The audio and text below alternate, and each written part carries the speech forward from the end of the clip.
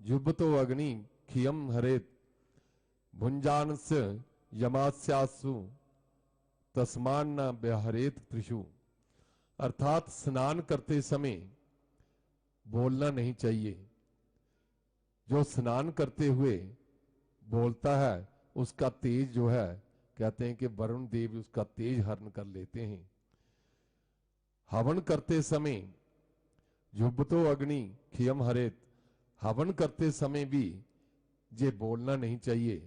जब हम हवन करते हो तब उस मंत्र का जाप कर सकते हैं जिस मंत्र का हवन कर रहे हैं, और उस समय इधर उधर की बातें नहीं करनी चाहिए, बोलना नहीं चाहिए।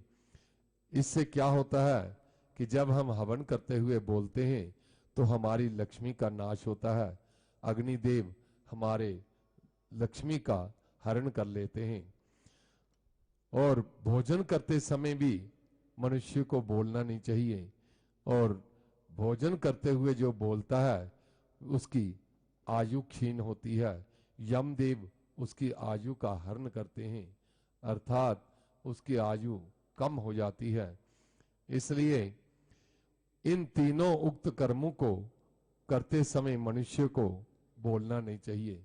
हवन करते, स्नान करते और भोजन करते। इसके अलावा भी बहुत से कार्य हैं जिनमें बोलना नहीं चाहिए। जैसे हम मल मूत्र इत्यादि का त्याग करते हैं, तभी उस समय भी किसी प्रकार की कोई बात नहीं करनी चाहिए जब तक हम शुद्ध ना हो जाएं, हाथ पैर धो ना लें, उसके बाद हमें बात करनी चाहिए। उसके पहले अशुद्ध होता मनुष्य, उस समय वे बात नहीं करनी चाहिए, बोलना नहीं चाहिए।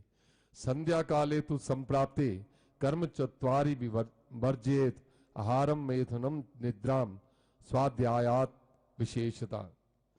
संध्या के समय, सायंकाल के समय, दोनों संध्याएं जो होती हैं, जब दिन और रात का मिलन होता है, चाहे वे प्रातः काल हो चाहे सायंकाल हो, इन संध्याओं के समय जो है ये 4 प्रकार के कर्म जो हैं इनको नहीं करना चाहिए। शास्त्रों में ऐसे कर्म वर्जित किए गए हैं। संध्या काल में भोजन नहीं करना चाहिए, आहार नहीं लेना चाहिए, और संध्या के समय मैथुन आदि क्रियाएं, संभोग इत्यादि ये नहीं करना चाहिए, और संध्या काल के समय सोना नहीं चाहिए, और संध्या के समय स्वाध्याय अध्ययन नहीं करना चाहिए, पढ़ना नहीं चाहिए। पाठ इत्यादि कर सकते हैं परंतु विद्या का अध्ययन जो है वो नहीं करना चाहिए।